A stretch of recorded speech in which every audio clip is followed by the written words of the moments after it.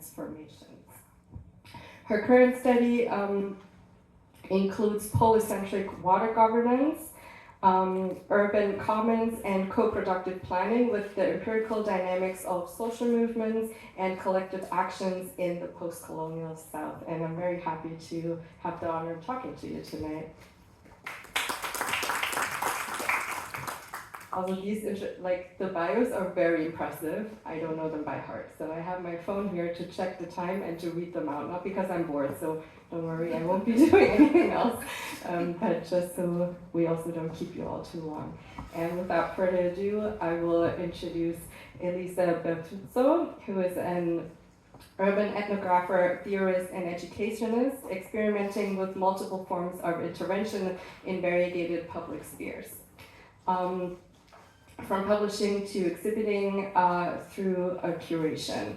Working for almost 2 decades in cities of South Asia, Elisa has developed a mixed method and multimedia approach towards investigating the everyday life facets of solidarity, resistance, and self-organization, bridging discourses of visual anthropology, political ecology, feminism, migration studies, and post-colonial studies.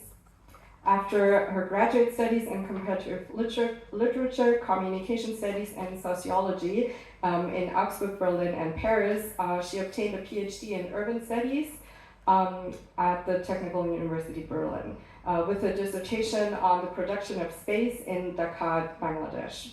Her current research project maps the socio-ecological infrastructures, trajectories, and transformative interactions of seeds and edible plants on the move between South Asia and Southern Europe. Thanks, Elisa, for being here. All right, maybe before I hand over, can everyone see the pictures well, or can we maybe, for the presentation, darken the light a bit? I don't know. If anyone's responsible for it. Yeah. Is that better? No, that's worse for us, but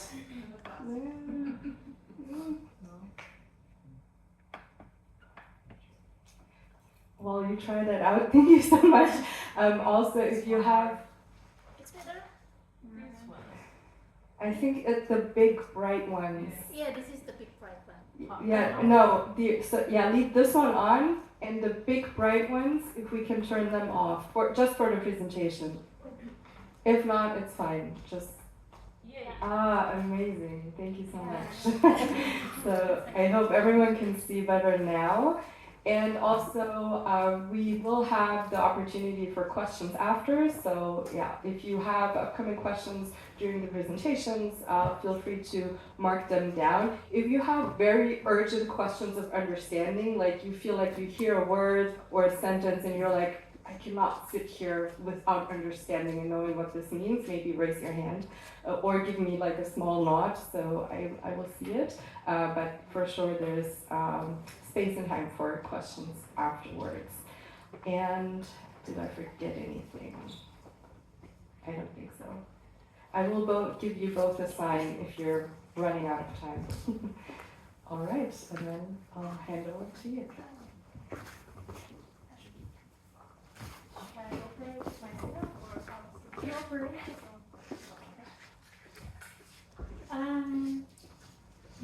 Thank you for the invitation, Janti and Tim, and from Watch Indonesia. But maybe it's also clear enough or not, or do I have to? For the recording. For the recording, okay. Okay, let's put the next slide. Okay, maybe you have to Make it on first. Yeah, it's on. Okay, this on. This on. No. It's not. Okay. Yeah. Right, that's right. Okay. And thank you very much for our collaboration, and I'm very happy to be here. You can put the next slide.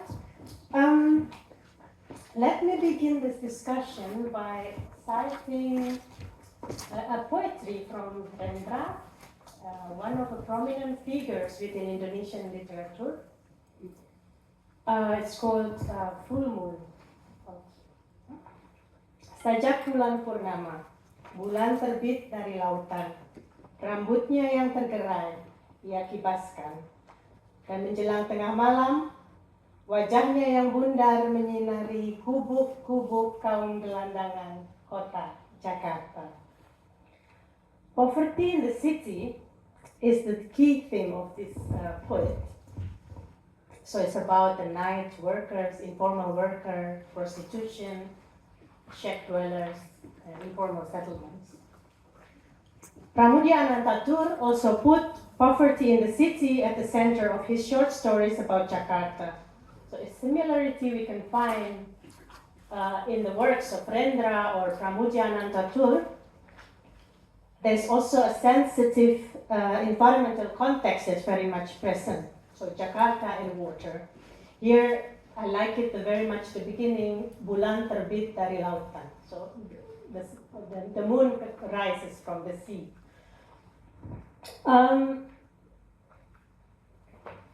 Indonesian coastal cities and riparian cities are a set of ecological networks, and we often forget about it.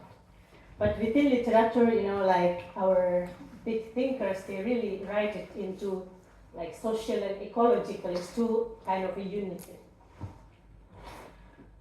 So I have two main message I'd like to convey in this evening is that first that's about this unity of the sea and the people that somehow has been forgotten. So there's a big modernist rupture of these relations.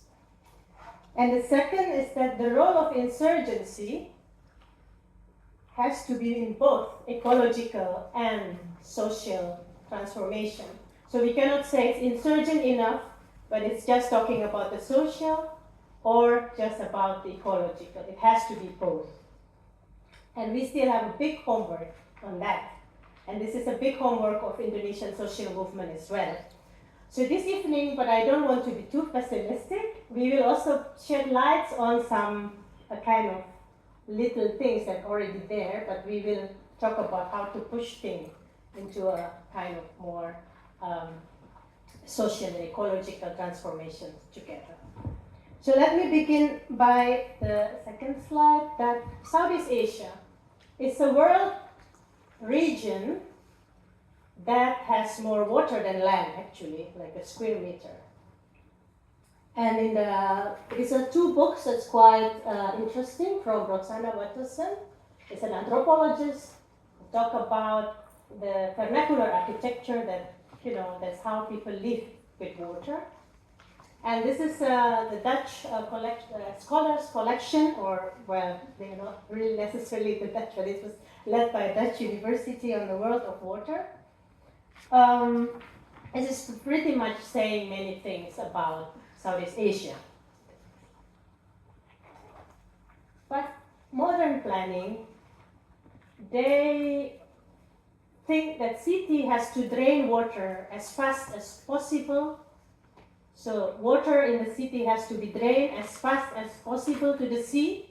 So the city is built based on canals, not that it's an ecology to live with water. So then when there's monsoon, like big rains, then we see that floods. Huh? But here you see the workers, they still have to work. They find ways, tactical urbanism, many say it. And they have kind of, this is ecological structure. They have to fight it. But there are also other structures. You see this is a capitalism with all their commercialization of space and the way they treat land as just a productive, as a kind of, accumulation. And this is actually Brigitte's children's book. This is about Maui in Sumatra. This is a marketplace. He goes with a mother to go barter with the banana in a, to live. So there's a real economy. There's a market, there's real economy, but there's a kind of different logic. And you don't distill the relations to the ecology with this transaction of economy, but it is together there.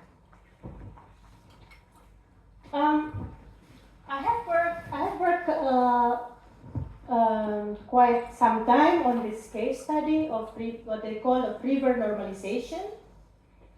So basically, for against flood, they says that we need to normalize the river. It is like, again, with this logic of we have to drain the city as fast as possible, so then you have to channel the river has to be straight, so channel the water as fast as possible.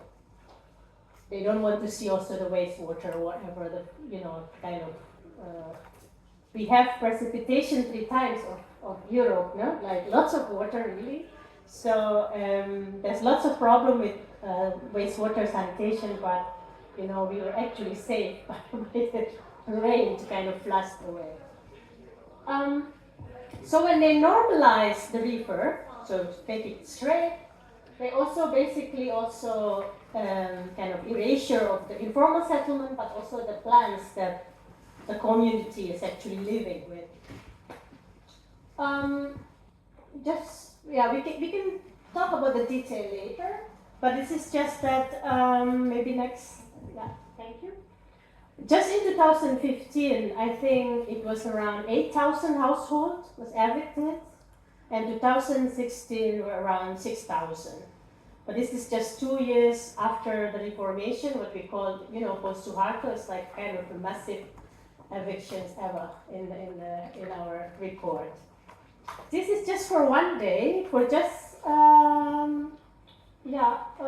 like 150 households evicted, but they mobilized like 200 personnel. So we also talk about, you know, state budget for violence, and this is another structure that the community have to face. This is the violence of still the police, military violence is still there in the everyday life. No? I mean, of course, there's also gangster militants, etc.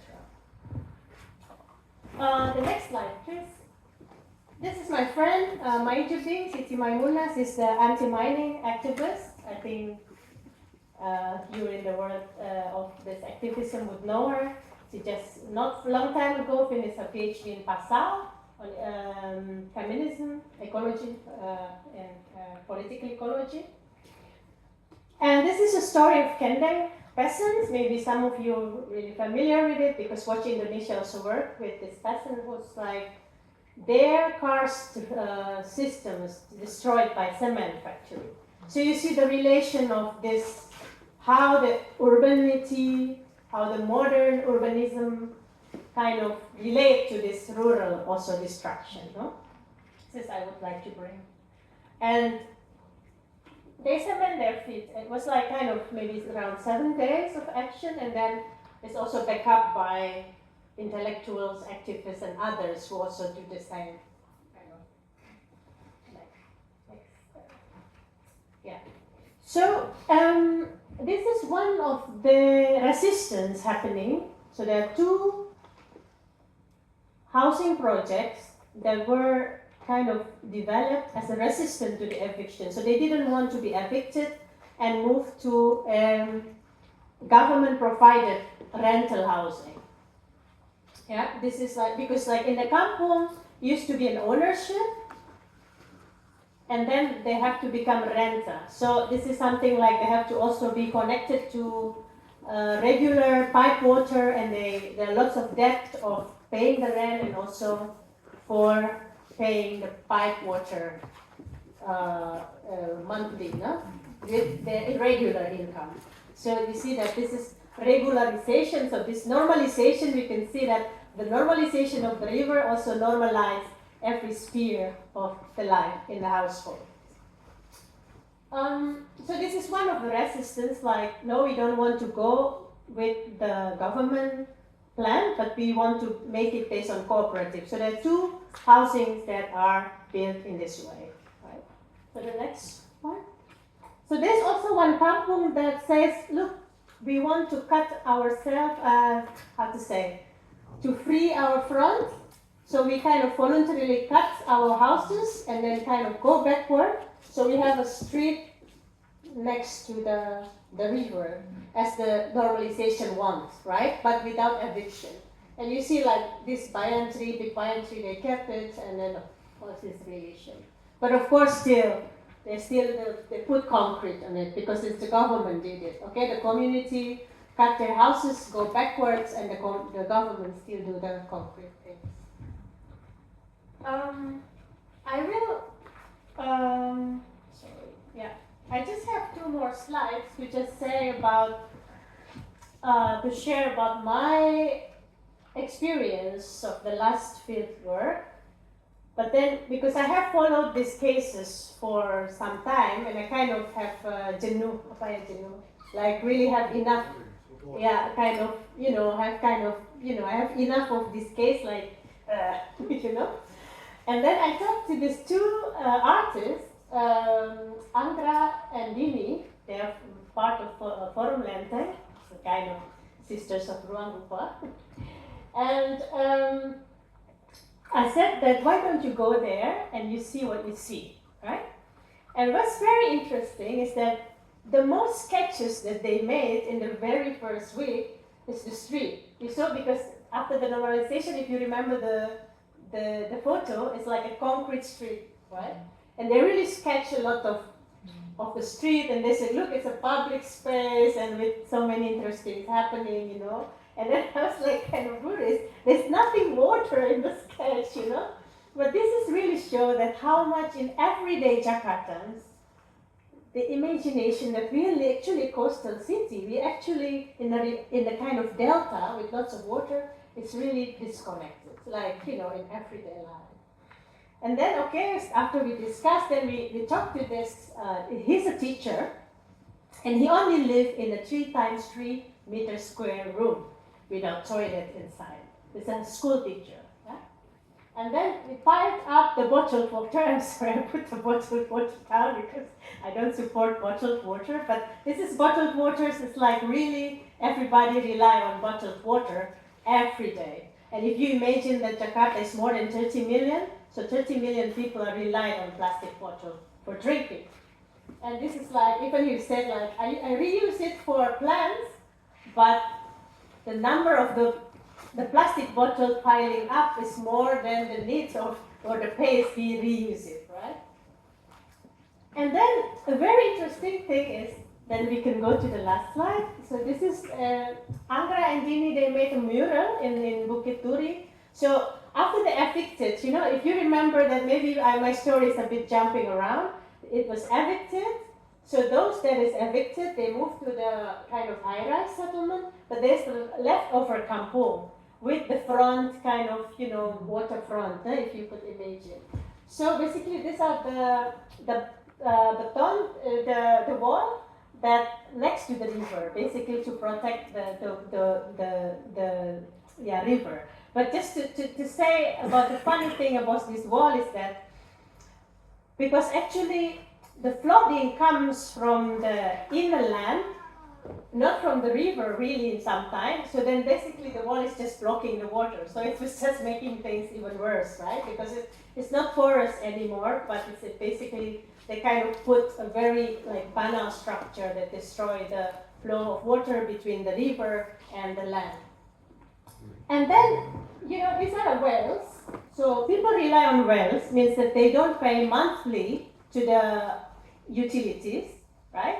But this is shallow well. It's not the deep well that is done by, like, mostly extracted by companies or people that can pay pump that really go inside under 30 meters, right? And this is basically the story that after the war, the wells is basically drier because it's kind of, like I said, the concrete basically disturbed the kind of, the sponge of the. And then it's very funny enough is that why then the artist made this wells, because the wells is a bit inside, and even the community didn't remember about this kind of, used to be a focal point of public space. So it's a kind of, they want to bring it forward and then put that, look, we have wells in the campo. So basically this is just a kind of small stories and to kind of catalyze a bit of our discussion. So I hope we can continue from here. Thank you. Thank you so much. So I I think we forgot to make clear that in our preparation we decided to split our contribution, so to say, in two parts. So after these 10 minutes, I'm going to respond to Prativi.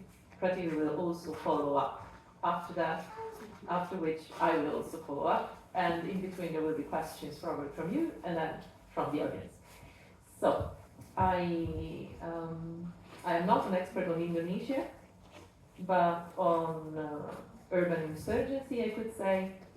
And I was very happy when I was asked to respond to this talk or to your presentation.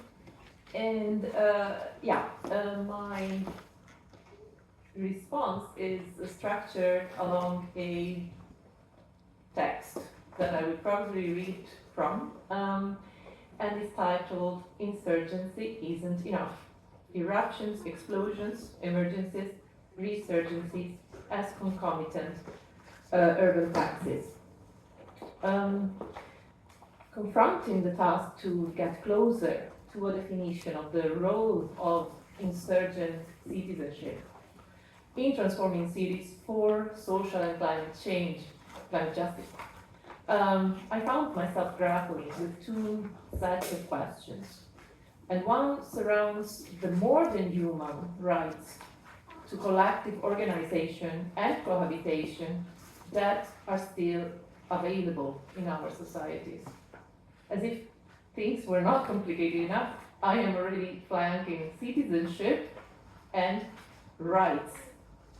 So two terms entrenched in the still incomplete history of democratic struggle in Europe, the struggles of the working class, of women, of queer people, against patriarchal capitalist hegemony, whose importance is of course out of question, but which we are called on to provincialize, to contextualize in broader histories nowadays, the global history of Western imperialism, in which Europe played and continues to play a toxic role as colonial and extractivist power, and the planetary history of more than human interactions, linking man's history to deep time, with human knowledge, which human knowledge is starting to come to terms only very recently, vis-à-vis a conjuncture of climate change, loss of biodiversity, and pollution,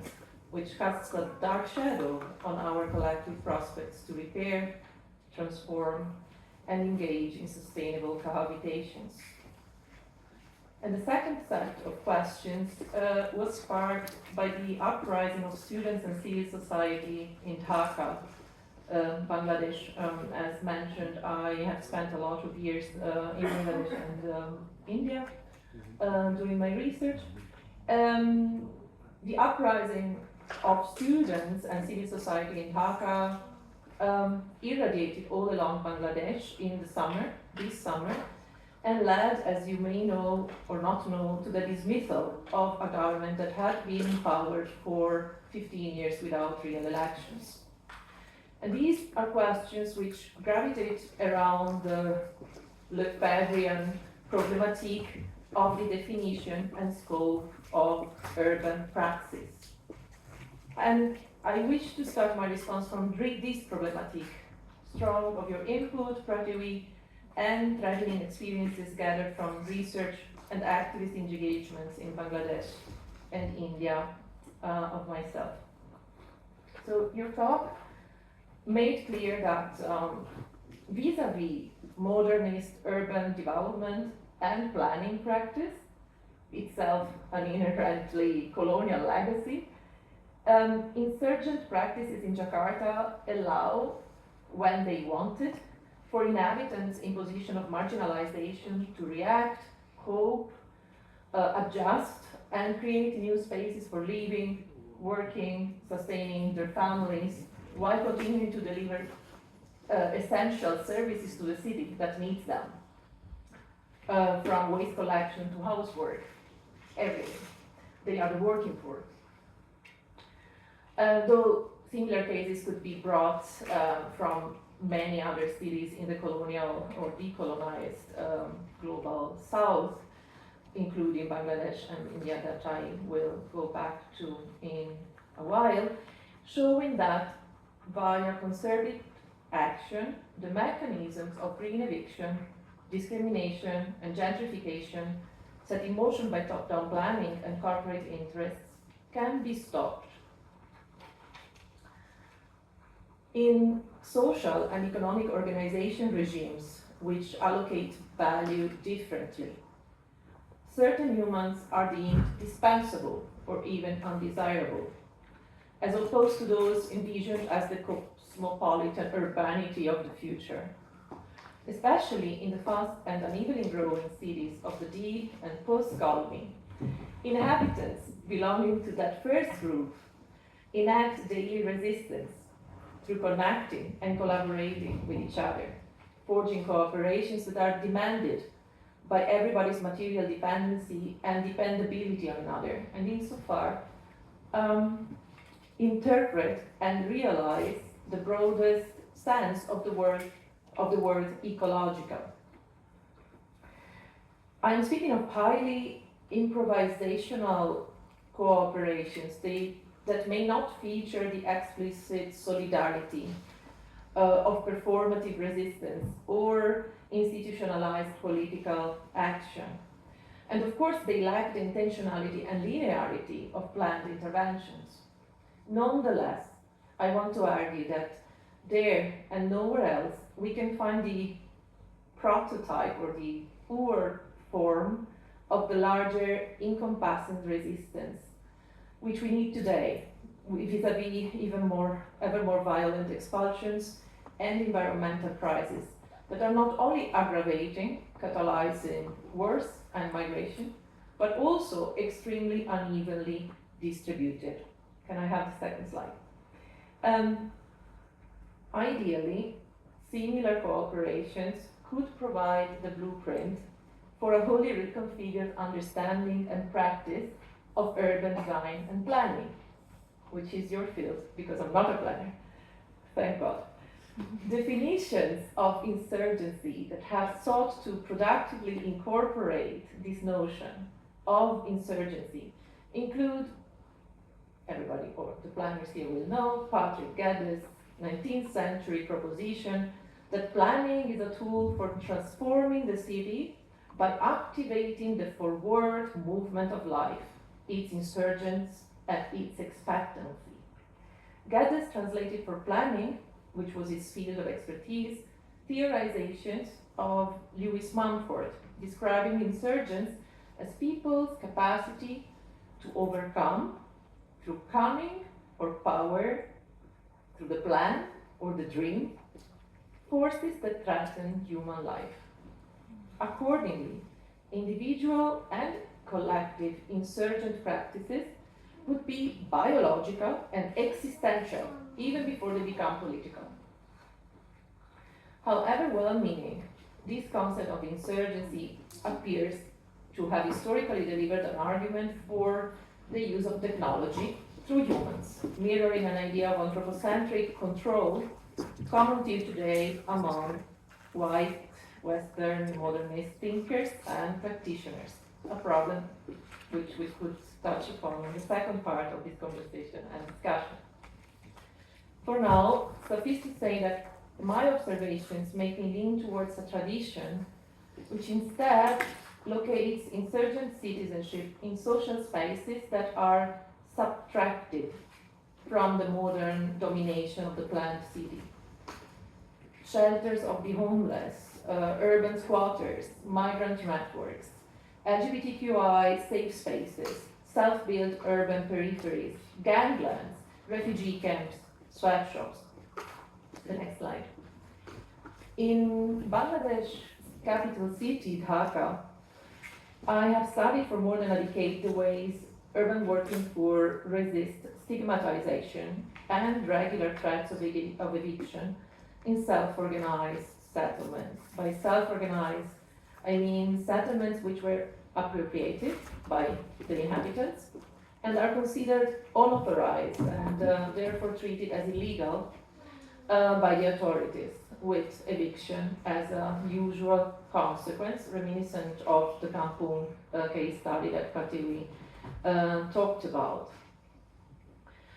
Over the years, a mix between the repeating evictions and inevitably dense neighborly relationships has enabled the inhabitants of a number of these settlements to converge, put personal enmities or conflicts by side, build up safety structures, including own police structures, because the police doesn't enter unless they want to catch someone, and collaborate with civil society organizations, that is NGOs, to get legal protection against eviction.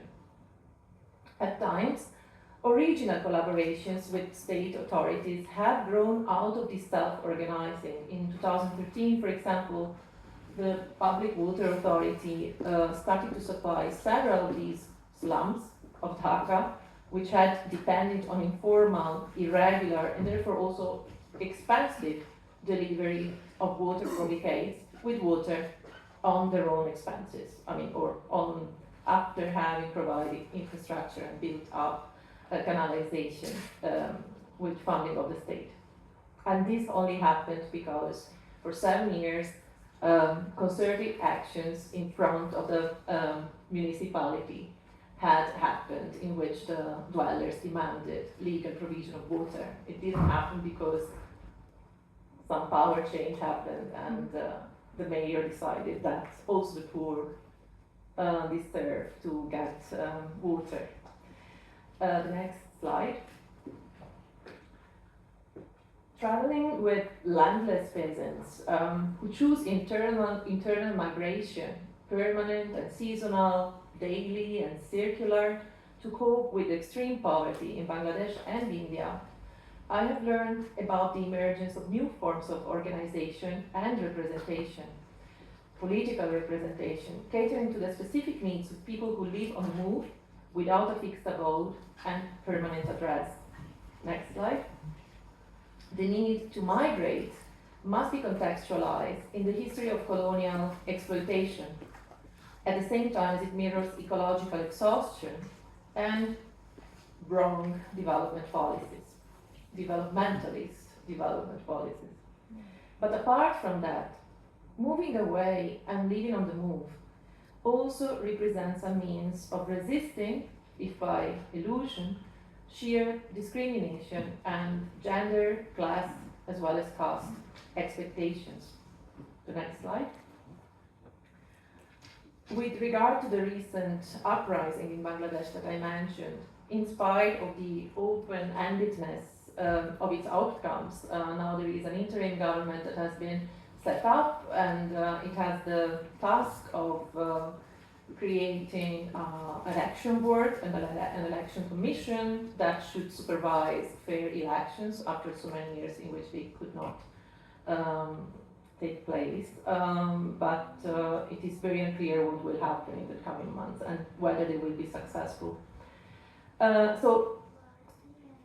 With regard to that uprising, I could say that an urban praxis leaning on experiences of daily insurgency, from those ensuring the right to stay put in self-organized settlements, through alliances forged by street hawkers, to the hybrid mobility solutions devised to reach one's destination in cities with a highly privatized and disaggregated transport system.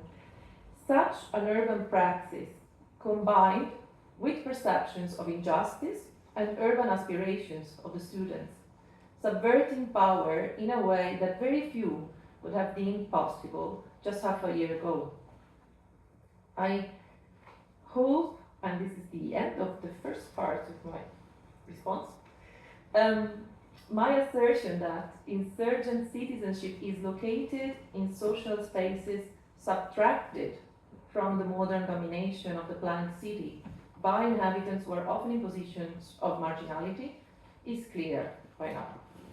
These are sites of self and co-production marked by power, conflict and contradiction, not black and white, rather opaque gray zones in which the art of not being governed creates constant waves against the effort to govern and control. However, insurgency as daily practice and necessity might not be enough when the social spaces, virtual and physical, built and ephemeral, of cities all over the world are increasingly curtailed by repression, exclusion, privatization, expulsion, as well as by the manifestations of environmental crisis. This is why I suspect that insurgency cannot be comprehended without and prioritized over other forms of resistance that include explicit rebellion.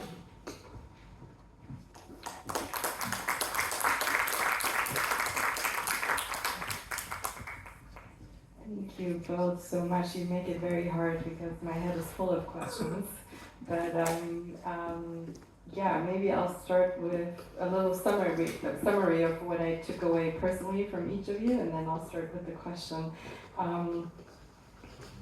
Yeah, thanks so much for all that you shared. And I think specifically, Pratik, when you spoke, I think what really touched me was talking about this disconnection from not really things, but important everyday life things like water, for example, but we can also talk about land, air, etc., and how in the so-called modern world in life we are so disconnected from these things, whereas our ancestors, and for many of us, like for example, I come from an Afro-Indigenous family, it's like the connection to earth is just, it is so important, and what you also talked about with water and how we can actually find ways to connect all of that, but what we currently see is, and it was very telling, that one picture with the McDonald's sign, I don't know if everyone saw that, how how all of these really essential things are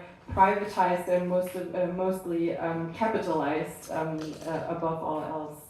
So yeah, thanks so much for that. And Elisa, when you spoke, it really, like, I'm an intersectional feminist. I have, like, anti-racism and climate justice are parts of my activism, and what really became clear again, or what you show perfectly, is how all of this is intertwined.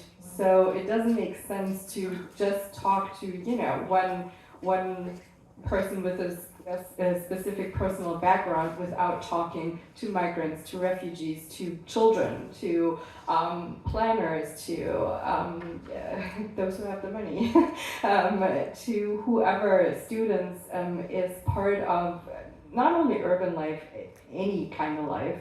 So because in the end we all share these spaces together, we really need to be better at reflecting on that, in not only including but actually actively listening to people who have ideas and who have solutions. So yeah, thank you so much. I will start my first question to Pratik. When you talked about, and we also saw the picture with like the kind of massive police presence, it triggered a lot for me, and it brought up a lot of pictures that I feel like it's very telling of, and that's something I also work on, the kind of like the militarization also of not only societies in general, but specifically also the climate crisis. So we see increasingly how climate and environmental defenders are killed, go missing, etc. And obviously the police and military is part of that because someone is killing these people. So it's we have like a state entity who is a massive part of that, and we also know that rich countries who have massive CO2 emissions spend 30 times more on their militaries than they do on climate finance, for example. So my question then, because you also mentioned this earlier, is what is then the role of state institutions in terms of urban planning, and what can and should they do better, specifically when looking at Indonesia, but also generally? Yeah, thank you, Elisa, for your feedback, the kind of areas that they're inviting for deeper discussion, and also but we have to skip much of the many things, and also we will see what interests most of our audience. I think about the state violence. I'm not a scholar who made research on military and police, like I don't know the numbers, but I used to also live in Aceh for almost like 2 years, so this was also the very heavy areas with state violence, and also Timor-Leste and also Papua. What I want to say is this: the capitalist modernity, they have two phases basically, not just violence in a uniform violence with military and police, but also a kind of the one that is kind of the Janus phase, no? The evil one and the angel one.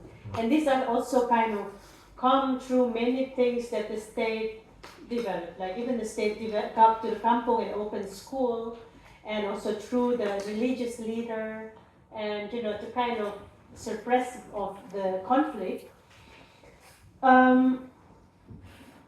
But the very funny thing about this eviction processes is that if you ask the community, they also know that in any time they could be evicted, because they also learn about, the community is also smart, they also learn about what happened to other kampongs before, and all these things. So the negotiation is there. And there are also elites. I'm not saying that all the informal communities are just, one unit, It is also, I think the spirit of our discussion today is we want to also disturb the term citizenship, because it's like kind of liberal definition that put everyone under the same category vis-a-vis the state, but there's also actually layers of groups within.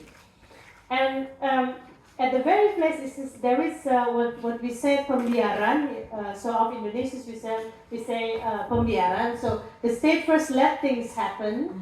So with all these kind of gray areas, where then these things are developed, and there's also rent-seeking bureaucrats or rent-seeking officials, and all these kind of layers going on.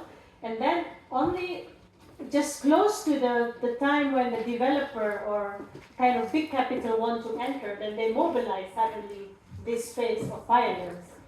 But this is just also to solidarity to my friends in Papua, that every day now Papuans really face more and more kind of deployment of numbers of military officers. So if you want also, this is like I'm using this opportunity also to share that in a country, in a state, that they are not having war, there is a kind of accepted ratio of how many population and how many number of military personnel. And in Papua, in a state that actually we are not in a state of war, they also put a kind of high ratio of how military numbers is going on, just because it's to secure the capital. But I'm not saying that there's no other thing that the state didn't do. They still build school, they still build hospital. So this is something like, I find it's very difficult, because through the everyday survival of communities, of peasants,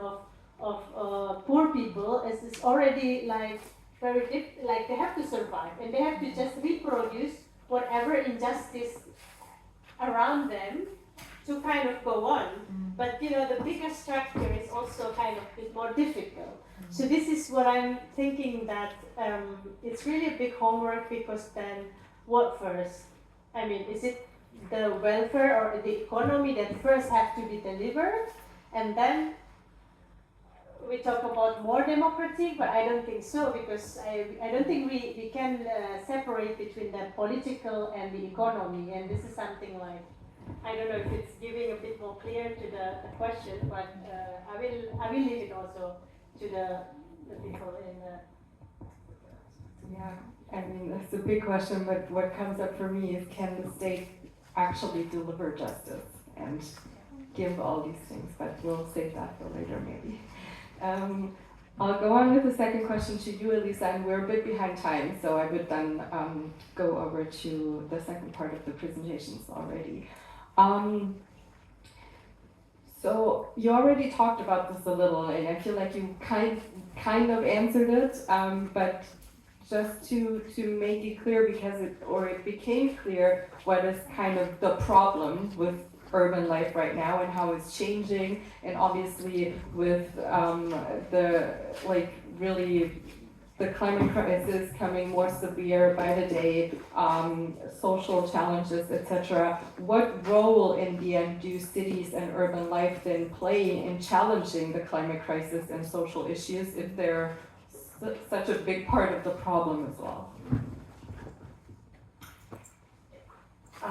I mentioned that I am a Lefebvrean urban scholar, so I believe in any kind of religious way, but I have experience that shows me that when large numbers of people are concentrated, voluntarily or not voluntarily, just by the concentration of capital around one city or in a big city. And this creates friction, it creates conflict, it creates lack of space, need for infrastructures, need for services, need for mediation, need for cooperation, and basically also think in a very complex way about the metabolism that connects these cities not only with the peripheries where the working class normally finds accommodation, affordable accommodation or not, but also far beyond that in the rural areas where there is production of food, extraction, and so on and so on. So when that concentration happens, the friction about all that happens, the diversity or the diverse ideas of how to live together that clash or come together create an opportunity for contrasting maybe those phenomena of concentration that are pushed by capitalism. And so I think that not urbanization per se, but this kind of movement or a congregation of a lot of people with different ideas. In Indonesia, you also speak of different ethnicities, even in also Bangladesh and India. So there are different languages, different religious practices, and they all have to be somehow dealt with and negotiated. And according to democratic spirit that I still want to believe in, that creates a possibility of deliberating together. And therefore also, since the biggest challenge at the moment is the environmental crisis, to deliberate how to live together, how to reduce the consumption, how to redistribute, how to create infrastructures that are greener and that are not at the cost of the poor.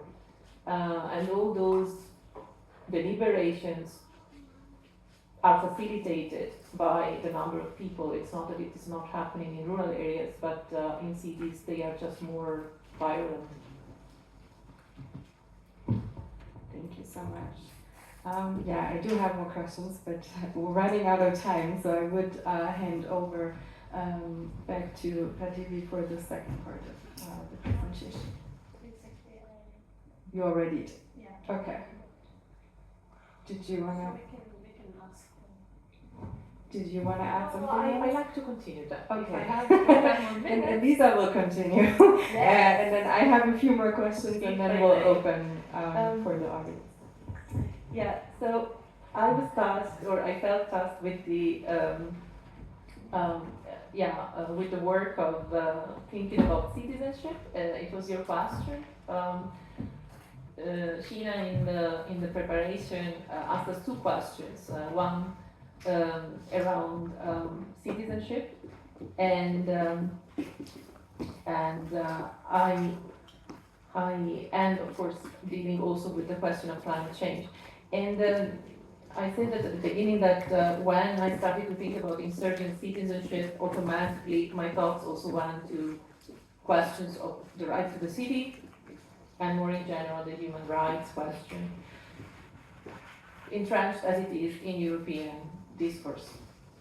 And nowadays we see these rights reclaimed once and again by inhabitants of cities of north and south, being diminished, negated, curbed by the state in increasingly violent ways, starting from Germany, where, as you say, just to make few examples, tenants' organization for more efficient legislation against skyrocketing rents and gentrification is regularly undermined, where the environmental movement Letzte Generation was accused of terrorism by parliament members of different political parties last year, where demonstrations assessing the right to exist of Palestine are strictly surveilled, if not repressed. So it is disconcerting to see state structures unable to make the changes they are actually tasked with implementing, as per their government's endorsements of innumerable UN agreements to keep up with human rights, to mitigate climate change. But to see those structures, those state structures, not only unable to do that, but also actively suppressing the voices and the bodies of those that are trying to demand for that task to be implemented, to be realized via democratic means, renders a very worrying picture of the contemporary state of democracy. The institutions of formal planning, urban development, and design have historically been linked to democratization efforts in Europe and elsewhere. Day by day, initiatives addressing climate change, housing crisis, or disturbed supply chains are launched and steered through these institutions. It's not that they're not doing their work, as you say. Often they're doing it also against adverse political will and financial austerity. But at present, we have a resurgence of absolutist and intolerant governments, or forces within governments. The funds are waning or being repurposed, and we see the scope and effectivity of these very institutions drastically limited. Also in Germany. The next slide. This actually makes progressive social movements a last resort of hope. In the words of philosopher Judith Butler, when a social movement calls for a new way of life, then it must enact the very principles it seeks to realize. This means that there is a performative enactment of radical democracy in such movements that alone can articulate what it might mean to lead a good life in the sense of a livable life. Looked at this way, social movements are comparable to insurgent planning insofar as they realize collaborative efforts, relying on the cooperations of diverse participants.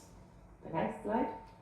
And it is important for me to say that Butler's stance roots in a critical acknowledgement of the unequal distribution of vulnerability.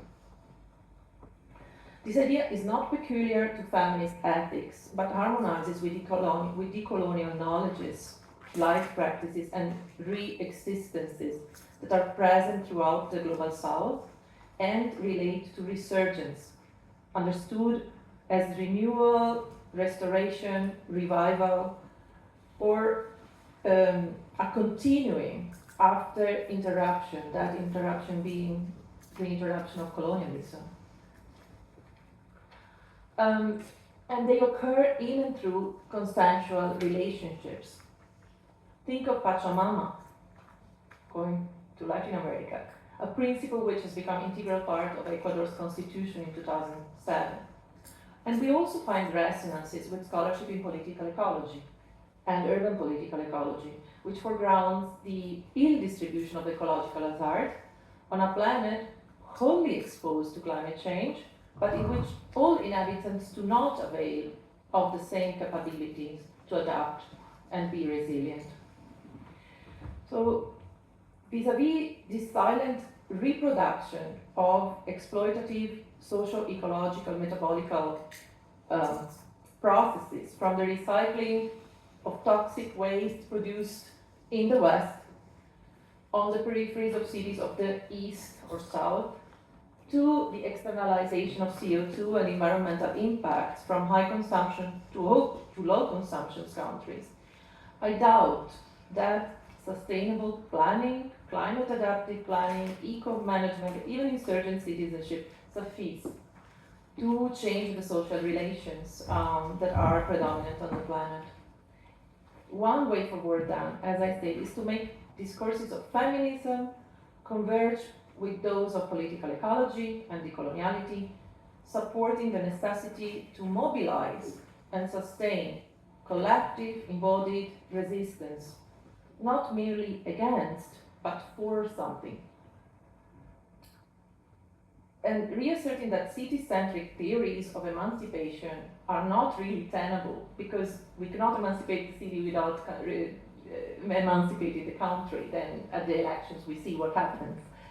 So this demands in turn to pay extra attention as who is speaking and for whom, when the need to handle is declared as need to change our urban routines and consumption or our urban development policies, unless that we is invoked from within people's assemblies and mass protests. Invoking it uncritically only risks to obfuscate the forms of discrimination created by classism, colonialism, racism, patriarchy, sexism, which most human societies reproduce. And things get even more complicated, but I'm ending. When non-humans enter the picture, because then human experiences of subalternity and oppression, cooperation and organizing are overlaid by more than human interactions mediated by socio-ecological infrastructures, interspecies cooperations, which we have still very, very poor understanding of. So we need to become much more sensitized for biological interdependency and transformation, for vegetal cosmopolitanism and plants, transformative actions, and explicitly challenge anthropocentric definitions of agency, including the definition of human resistance.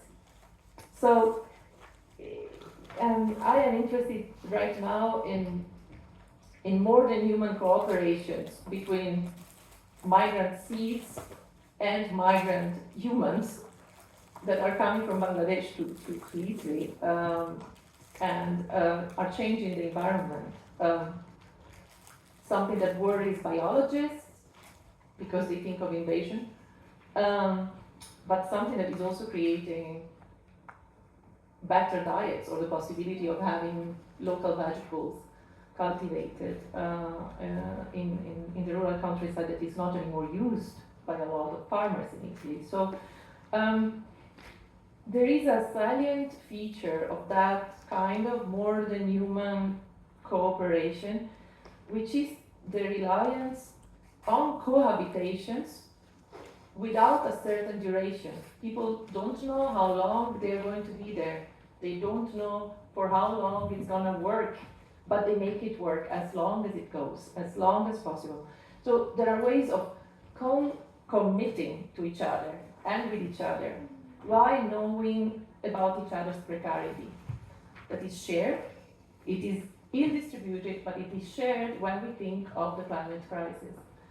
And this, I think, creates a broader, more than human understanding from what we have until now of the challenges and also of the possibilities that we have to create a more livable environment across urban and rural.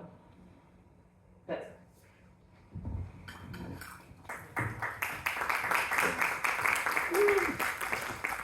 You want to react directly to this before I have a have question? something, but let us hear from I have first a few more questions and then we'll give to the audience. We have time, so we Okay. saved some time. So But maybe the time was I think they can do a bit longer. All right.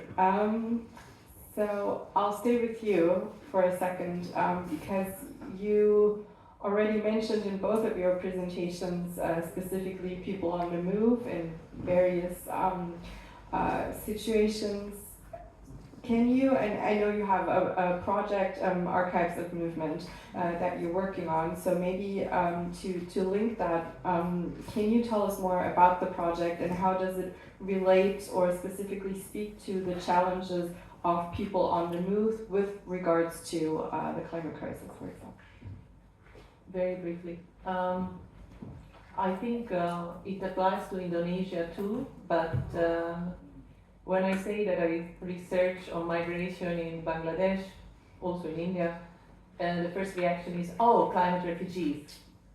And for sure, one factor that creates the need for people to migrate is the rise in sea level, is the sinking of the coastal area, so problems that you know in Indonesia too. But it is a little bit too simple to say, oh, climate change is making people flee, because before there was climate change, there was capitalist extraction. And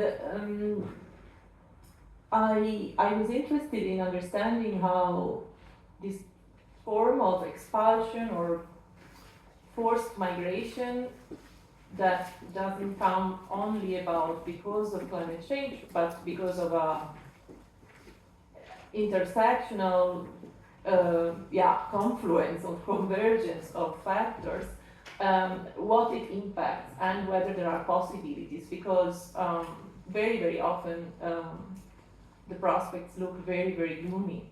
It doesn't look good. It looks as if this migration is going to just increase the pressure on cities that are not ready or not willing to make space for migrants, and so on. And then therefore, and also migration that becomes bigger and bigger, because of course a lot of these migrants also go further away in other states, and of course also even in other countries, creating other problems of citizenship again.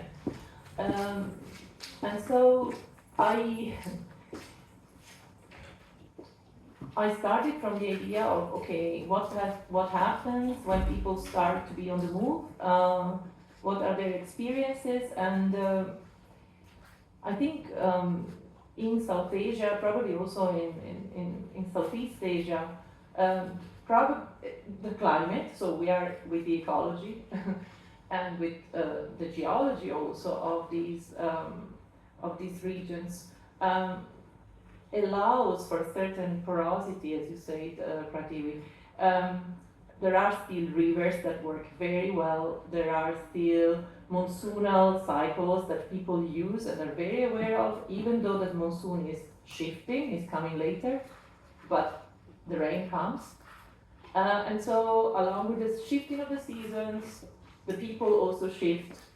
Along with the also shifting of the flooding, people change their way of migrating. And I found that even though the awareness about ecological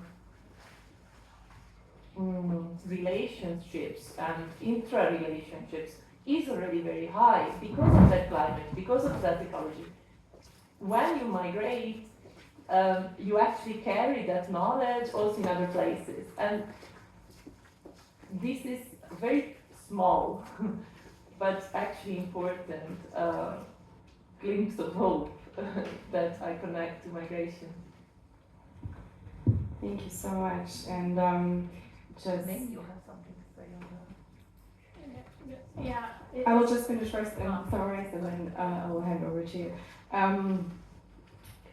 Yeah, what just came to my mind here was specifically the point also when we talk about so-called climate refugees, that the reason to migrate or flee due to climatic changes, for example, or if you experience flooding in your country or extreme heat, etc., is not acknowledged by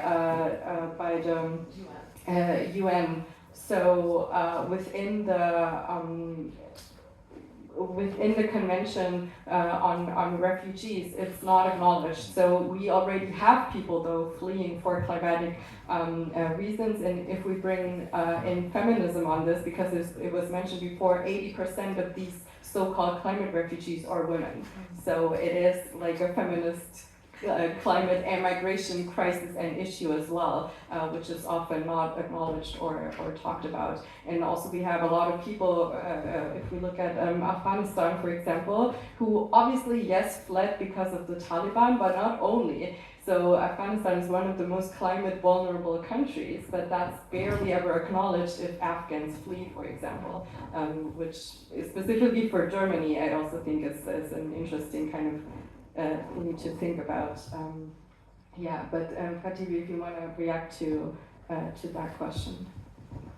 I think I would like to react on that the state has to function. That is something that, I really also think it's also the role of intellectuals. I would say that people who studied would have an everyday life that's somehow still better than people scrapping garbage for life, right? And this is something like, there already knowledge that is simple, that it just needs implementation, right? But this is something like, I think I would like to say, Brigitte,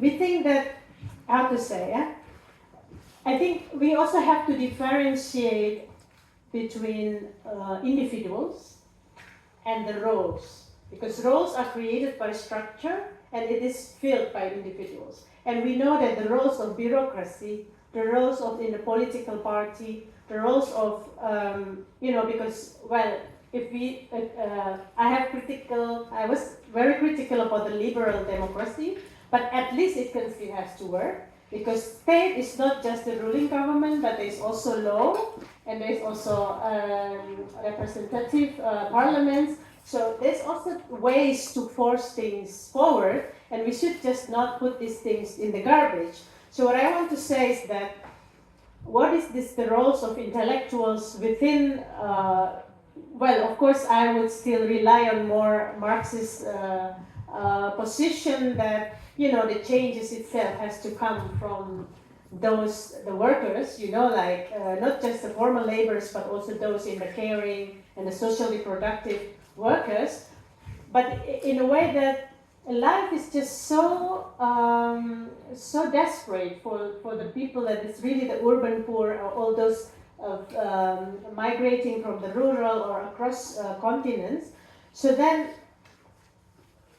these layers of, when we think about participation, then there has to be a way to really create all this critical space really flourishing for different ideas. And intellectuals should not be kind of hesitant to push things politically in terms of making these things working.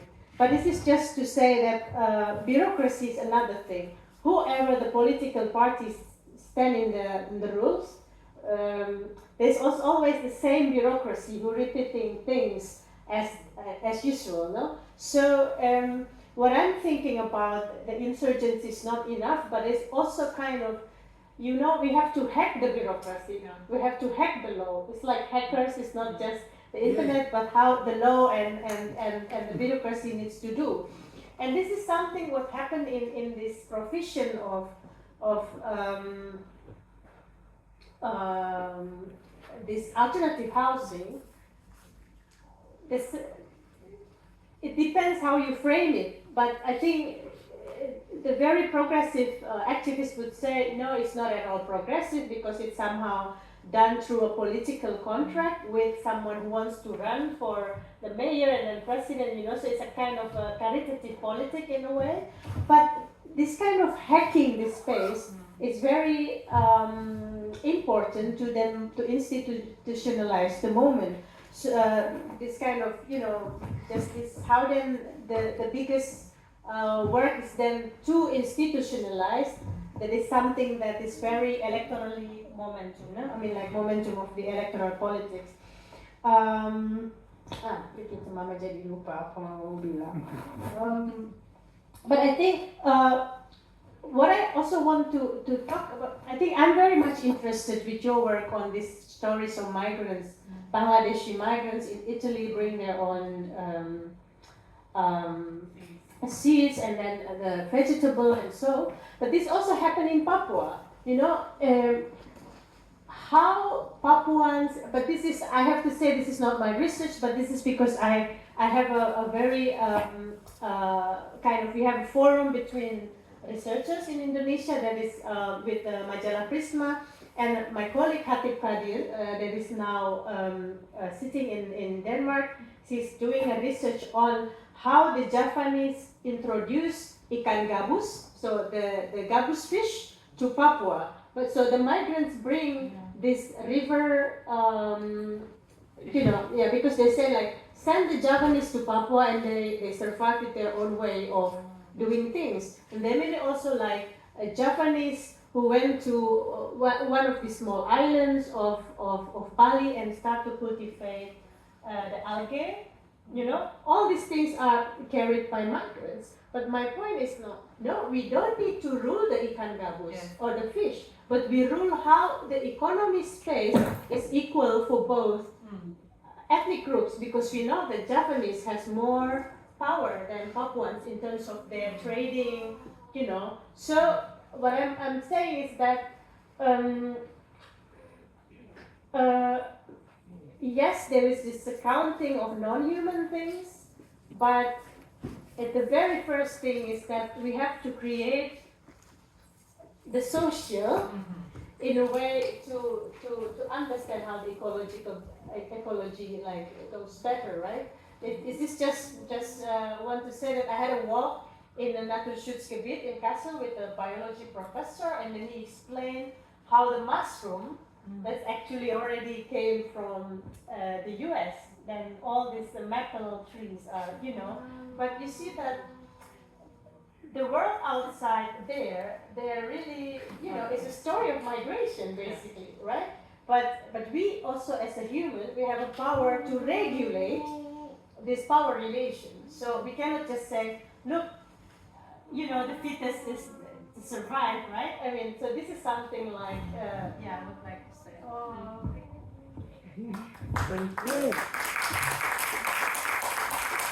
Jadi semua ni telah begitu berwasilan.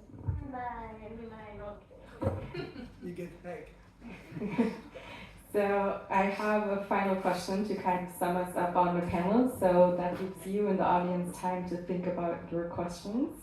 But what you both shared, and also specifically in your last statements, does that then lead to the conclusion that citizenship as such becomes redundant or obsolete, specifically when we think of the climate crisis, which obviously doesn't stop in front of a border and it's like, oh, like I will stop here or something. It just, it crosses borders. So does that make citizenship as such, as we know it, and as it's very much part of liberal democracies, as you both shared earlier, does it make it obsolete?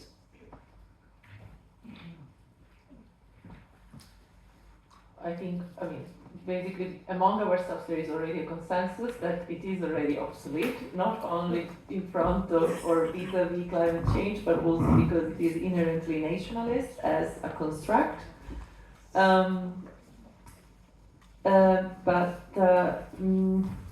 I think we still operate with notions and with understandings that we have to share.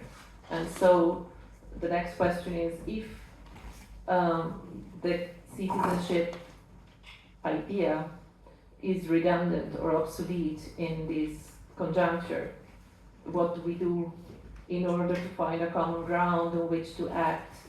And for me, it starts from advocating for everybody's right to vote independently from their citizenship, There is a very beautiful distinction again by the French philosopher Lefebvre that I quoted earlier between the citizen and the citadin, the city dweller.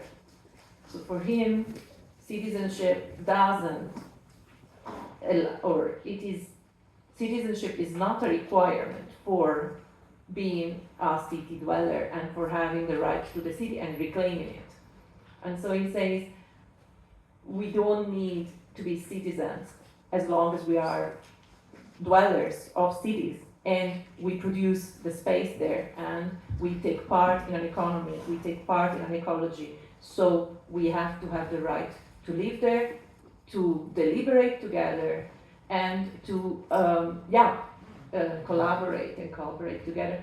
So yeah, for many reasons I think citizenship is already totally obsolete, and with climate change we need to really rethink it. You also say that already the climate change doesn't stop at any border, as well as the COVID virus didn't do that, as the fungi and the fish don't do that. So yeah, it is very much something that we need to rethink.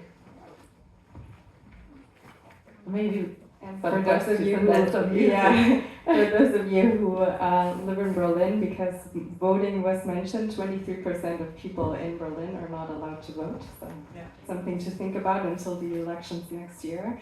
And with that, I would open the floor and allow questions from the audience, which I know you have. Yes, please. Can I say the people from Germany to go to Bali and living there as a climate refugees, so climate change refugees, because they don't want to live here anymore. It's too hot, or I think, I don't know. The second, do you still believe in democracy? I'm not. Who does the question go to? All of us? Both speakers, one speaker? For you and you. Thank you. For all, okay.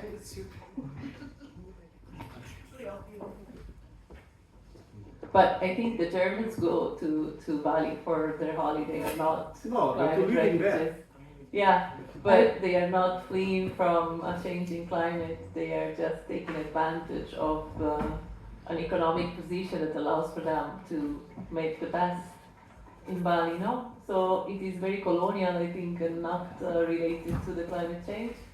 Okay. I would say colonial climate expats, maybe that covers it. And I would also, and that's my very personal opinion, say it's a very specific type of German who goes there. I wouldn't, for example, but that's just, so yeah, but it's, I would agree, it's not, it's just a very specific expat life. And I mean, Bali is, I think, the most famous and atrocious example. There's others, unfortunately, but yeah, it doesn't have anything to do with seeking refuge. And also, I think what we have to always have in mind when thinking about that, I mean, I know how you meant your question, or I think I do, but is that when I go somewhere and I live an expat life, for example, I always have the opportunity to come back, whereas as a refugee or a migrant, I don't usually. So I think that's something to think about. And you had a second question that I'm not sure if I should answer this. I don't know. No. I personally don't, but I think the reason, I feel like democracy works for a majority that feels very comfortable, but always selling out a minority that has to pay for it, because obviously we know that discrimination, racism, exploitation, etc. still happens in democracy. So I don't know. I'm not against democracy. I'm just saying maybe we could also explore other options or think about them at least. But I'm also not a state representative, so I let others think about this question. I went to Bali last winter because it's also kind of activism, because there was a People's Water Forum went on in Bali, and I went there earlier just to kind of have a preliminary talk. And Bali is basically a dry land. It's a land that has not so much water. And how the Balinese in the past deal with it, there are many things interesting to still going on. It's not just about the story of Subak, yeah, but also about how the groups that is living in the more drier area always exchange their fish with the people a bit more in Tabanan that is a bit having more water. Now my point is that tourism has definitely worsened this ecological condition because now even the Subak's water, so Subak is this terrace paddy field with a fish irrigation system. It was taken to feed water for hotels and even for big events like World Water Forum or other, name it, all this kind of big UN, IMF, World Bank things. So it's not just this everyday tourism that's slowly, eating it, because it's also then the Balinese also open hotel, So this is what I mean, that there is not coordinated things. People just do for the sake of survival.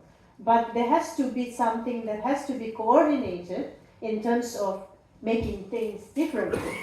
Just so my point is that it's not all the Germans going to Bali are the same Germans, by the way.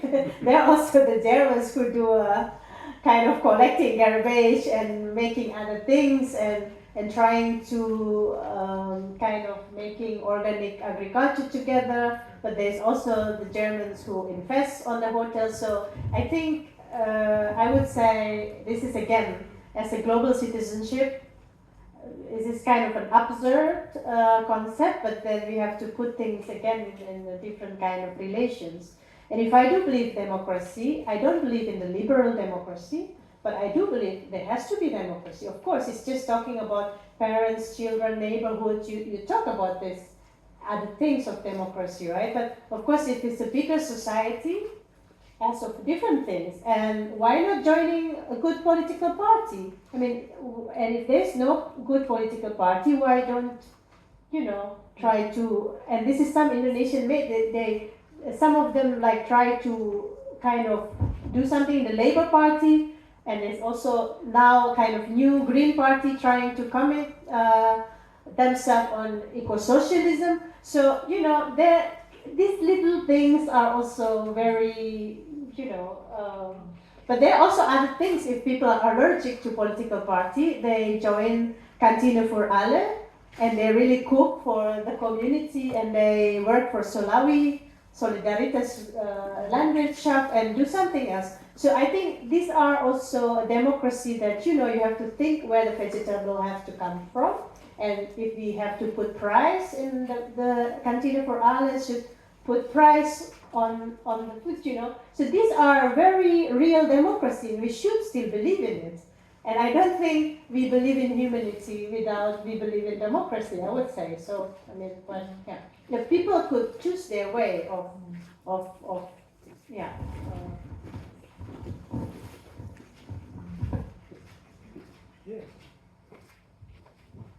Other questions from the audience? Yes, please. I just want to talk about this kind of issue, like the discrimination, and then we talk about a lot of discrimination, and I think one of it is like on education level. People always to say that you don't got this kind of education level and so on, and I want to know what is your opinion about education, and is it a limitation or is it something that we should work on? Or because a lot of my friends talk about this kind of issues, just like we need to give equal education and that's all. Is education the only solution for it, or is the whole thing, or maybe there's other things? I like this question basically because we sometimes forget that planning, planning, the state needs to plan for public, right? Public service needs to be there, and one of it is education. It's not just spatial planning, but I think in our education, especially in the continental Europe, I think the UK is a bit different, but Germany, Netherlands, Belgium, planning is all about spatial planning, physical planning, not about public service and etc., right? And this is something that I think what I reflect on the Indonesian society is that state education came also not everywhere across the continents. I mean, it's a big country, but also islands, right? It's something that is also difficult to reach. So then you have Nahdlatul Ulama, you have Muhammadiyah, so you have the religious organization, the Catholics also, the Protestants also, missionaries also build schools, So there are lots of variety of service, let's say. So my point is that first, there has to be an acceptance actually to providers, as long as it could be a kind of a good quality altogether, but maybe you have a very different perspective also from Italy. But then the problem is then, I don't know, maybe you could reflect when you go to, I didn't study in Germany, but Germany have lots of university in not only big cities, but also smaller cities. But if you just talk of Belgium, I mean, I went to Leuven, and basically it's also elite, because it's like, the tops of let's say middle class up that would send many, but well, I mean, there are some subsidy level, but then in Indonesia, that still, I mean, who went to Catholic school? And not all Catholic schools, of course, are, elites, but they're the one that missionaries in, but still, I mean, they're also kind of people homogenizing the social things. But this is again about the hacking. What I'm saying, we have to hacking the system, because even if I want to close this with a very concrete examples that in the very elite school of Catholic school, there's still some teaching on liberation theology, and there's something like students can still think about it. And if you think about Tarumanegara University, it's a actually foundation of developers, private developers, like But there are some teachers there that still teaching about kind of a bit more transformative architecture with working with campus. But can you imagine like how a university built by a developer can care about campus? So this is something what I'm talking about. Why don't we talk about roles of teachers, roles of planners or bureaucracy, and this kind of people who kind of filling the roles can do the hacking of the system, and I actually the word of hacking the system or the law came from an Italian colleague from South Italy who talk about we just have to hack the system, and we should not just leave it alone and leave it, otherwise it would be occupied by the democracy stage is always there, the stage is there, and you want to take the stage, or we let the devils to come in. So I think I would say, I don't know. And I only have a question. Are you a student? Yes, I am. Do you believe in education? I believe in education. Yeah. But I mean, I also believe that education is not the only thing, and yeah, because we still have to talk about empathy and so on too, right? I think that's also one of the important things. That's also always the discussion about, and what is the most important one, which one, and what should we care about? Is it like the relations between them, or is there any other stuff that we should talk about other than education and the sympathy? Because I mean, like, the discrimination is also about the one that have more knowledge, the one that know how to hack the system better than the other one, right? And that's what I want to hear about from you guys. I think it's very complex because basically you have to distinguish between institutionalized education, I mean the institutions that provide education according to which understandings of their mission do they operate. In most of the world, especially, or I speak for about South Asia, where I work a lot, not only the Catholic schools, also the universities are designed according to Western curricula. And they learn about modernism and not about Vastushilpa. That is the local or Indian understanding of architecture. And it is only now starting to be discussed. So, in the institutions of education, we should look for a more encompassing, decolonial, and also not only mechanistic and modernist understanding of what the role of the teacher is and what the contents, the notions are that we should pass to children and to youth and to young adults. And as you say, probably it's also about reforming a little bit the idea of education being data and skills, but being also the capacity to feel empathy, as you say. And in that, if we were able to move towards that, and there are examples, there are alternative schools, there are also alternative universities, or within universities, as you say, also alternative teachings. So it's maybe not only about hacking, it's also about integrating and opening up in order not to keep this very strict idea of one education, but many understandings of different possibilities of facing the world that education is about, basically. Because if we speak about only the formal education, having a degree, okay, I can get it everywhere. But when will I be really educated? If it is not only the formal education, where do I get that education? I get it talking on the street also. If I am capable of empathy, if I am capable of curiosity. And those things, unfortunately, I don't have children, but I see that the children, I hope it will not happen to Brigitte, but the more they go to school, the more they lose that very often, because the school doesn't really, or doesn't often support empathy, for example. It tells the children, this is right, and don't do that, and a mistake should be avoided. And so if we are able to change that, I think we can believe in education, and we are also right in wanting to be in the education institutions to change them.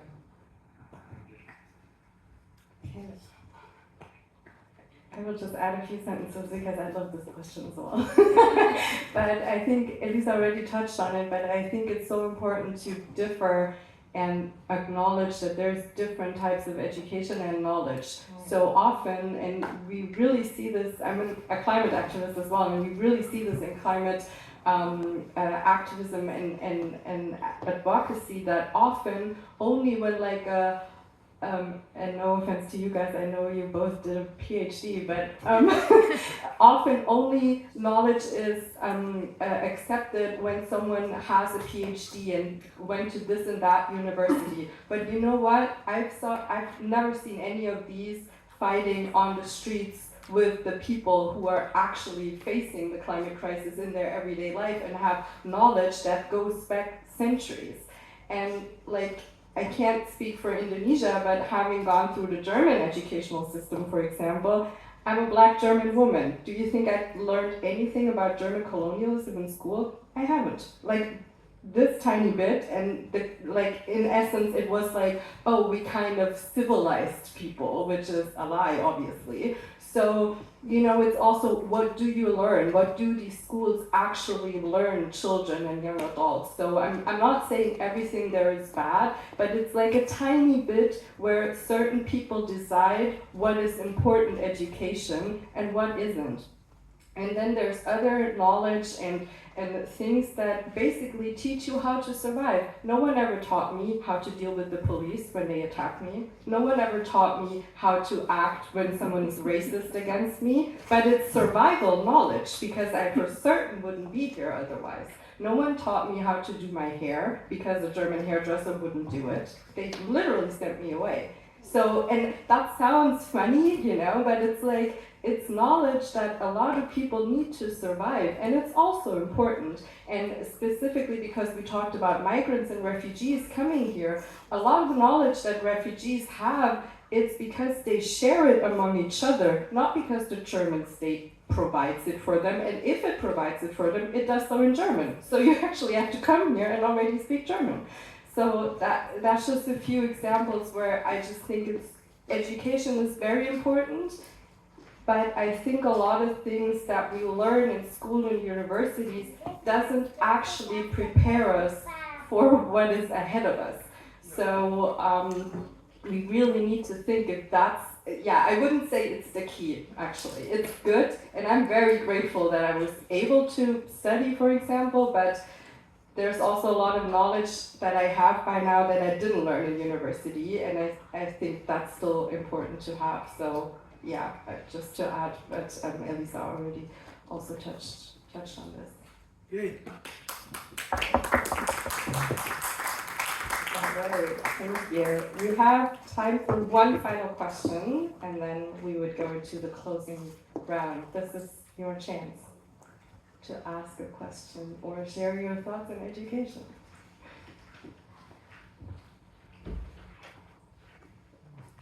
Yes, please. Can we have a microphone?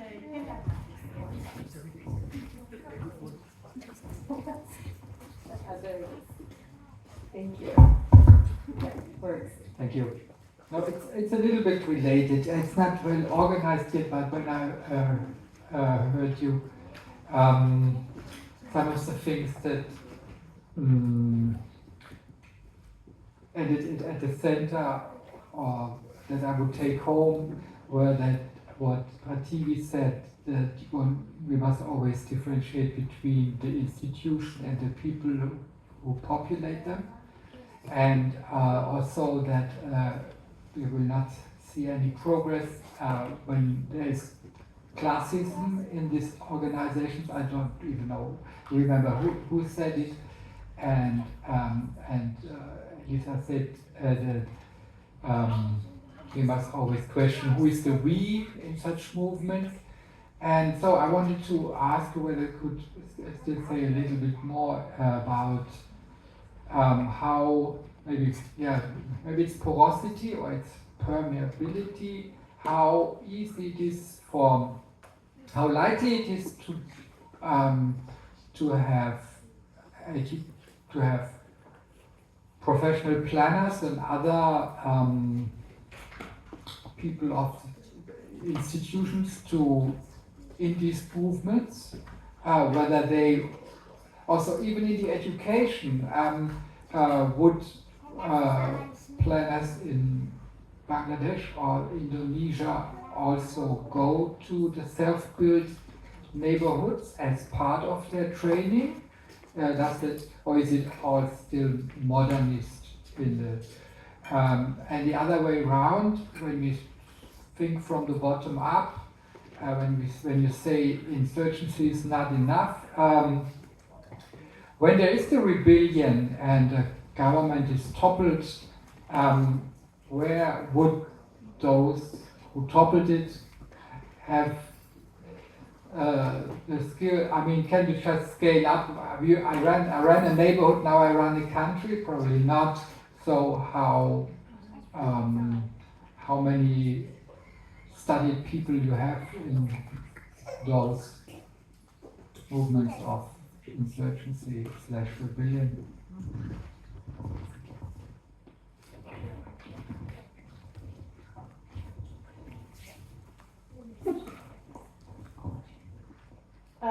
Thank you, Gerhard. By the way, Gerhard is the one who put me and Elisa again after some years not talking to each other. So it's good to.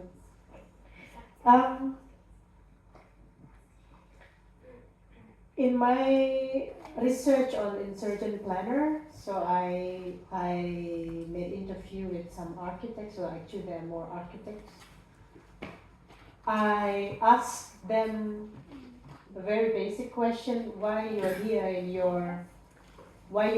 doing another kind of architecture. Another kind of architecture is not about the form, but more about that they work with those affected. No? And I have a conclusion that who was really kind of activity that really influenced their learning process outside what the university is actually social movement. So the university always want internship in a formal architecture or formal planning bureau. They don't want you are like doing internship with NGO or with let's say unions, for example, right? But there is a very persistence of social movements who also organize the intellectuals to help them, no? So this is when I'm saying about how intellectuals have to be joining a social movement. Is not that they're coming as a patron or patronizing the other people, but it is the union, it is the peasant, it is the evicted who kind of come and help working with me, and we tell you what to do. And this is exactly what happened with the architects who somehow close to the Labour Party of Brazil at the time. They make a kind of a different way of designing. So the contractors also not the developers, so there is no what they call a profit making in the development. So in a way that they could create or design a better public space because there's more money from the budget of the state budget. So my point is that by the way, you know, Mike and I was actually a long time ago joining a student organization in a different city. And in our organization, they teach us how to fight with the police, you know. I went to the wrong school. So this is a part of the education of the organization member, like what to do to face, you know, but it's really long time ago, you know. The technique, what to do in the demonstration, it's really because the police verify you need a very good training how to face a chaotic chaos, you know, and all these things.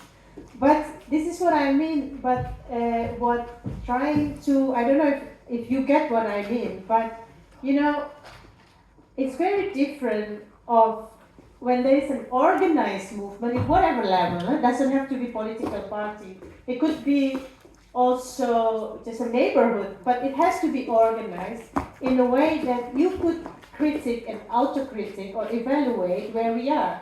Because if we never sit together and agree to do something, then you cannot ever evaluate what I'm doing. You know, it's like a marriage, for to say, right? I mean, there is a kind of institution who can put obligation rights and how much you have to already cross the borders. So that's why I don't know if I really answered to you, Gerhard, but what is coming to my mind is that yes, that something to a certain level has to be institutionalized. Otherwise, it will be kind of like a liberal, you know, where we are going, and there is no way of evaluating.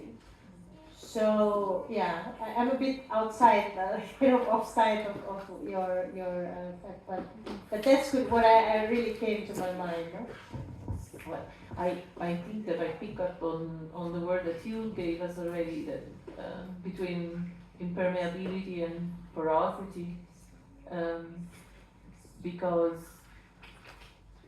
in my studies, also in my interactions with planners and bureaucrats and architects dealing with the self-organized settlements, for example, it's not that they move in impermeable spaces. And there are very rare cases, but with rising education, there are also some architects, very young, who come from the self-organized settlements. And 3 generations ago, these people didn't go to university at all. So I'm far from believing that it's going better and in one very linear trajectory of improvement. I think it is going up and down, and that this possibility of interpenetration of permeability between different social spheres, different professions, different practices, is what we need to actually use more and more. And I think that my provocation, insurgency is not enough, wanted to say only this, that we cannot compartmentalize any practice. So planning must also come to terms with rebellion, but not only to curb it or to block it, maybe to really pick up on what the rebels are asking. And the contrary also. There are many planners in movements too, and I know very, very radical thinkers and planners, architects in the movements that I'm part of, starting from Städte von unten or the movement here in Berlin against gentrification. There are a lot of knowledges that make that resistance more efficient. And it is those who know the law, and so they can't say, no, we have to create a referendum because this is not okay, and those who know how to write and how to activate and mobilize. So we need basically all these figures, and I think, it would be wrong as we speak about cities, as we speak about cities of the south, but also even of cities in the north like Berlin, to make any compartmentalization. So it's very impermeable for me too. Thank you both so much, and thank you to the audience for the questions and the discussion. It was very nice, very informative. I learned a lot. I'm sure the audience learned a lot. So I would close off with a final question, and this is, I feel a bit bad because I didn't tell you this before, but I'm sure you have an answer. If you have one free wish of what would have to happen tomorrow, and it would be granted to you, in terms of your work, in terms of what we talked about, what would it be?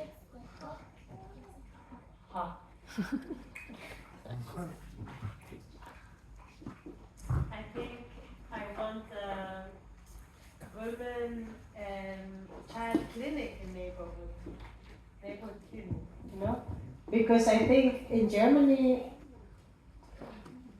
there many things are taken care by specialized, like doctors, u.v.a. and all the things, but there are many things. I'll just tell you that Brigitte sprained the ankle and he was sent to the Stadtklinikum, and we have to wait 5 hours. And I was like, for God's sake, I know what to do. I mean, human beings have sprained their ankle for centuries. We know what to do. But then I just as a mother, because this is German standard, and they transfer you to a clinicum for a sprained ankle, and guess what? There are also 4 other kids with a similar problem, and for God's sake, they're not dying, they're jumping with one leg. And there, every parent have to wait for 5 hours, so it's 5 times parents, 25 hours. If everybody work for Kantine for alle, all the homeless will have food. So I don't understand this, there are many things that actually could be done by nurses, but there's just no room for nurses. So these nurses, they also have knowledge. I was raised without without kinderarts in Indonesia, and it's just a clinic for women and children. Well, of course, I'm not romanticizing it. Of course, there are really serious things to be handled by Stadtklinikum. But there are many simple things has to be just deal with, because there are many things. Children entwicklung is not Krankenheit. There are many things just, u.v.a. and it has to be there. So, I mean, this kind of, I just think that, yeah. It's a great wish. You don't have to explain it. It's a great wish. I wish tomorrow every land speculation is forbidden in all the countries of the world. And then we speak about planning again. It's a great wish. What would be your question to your answer?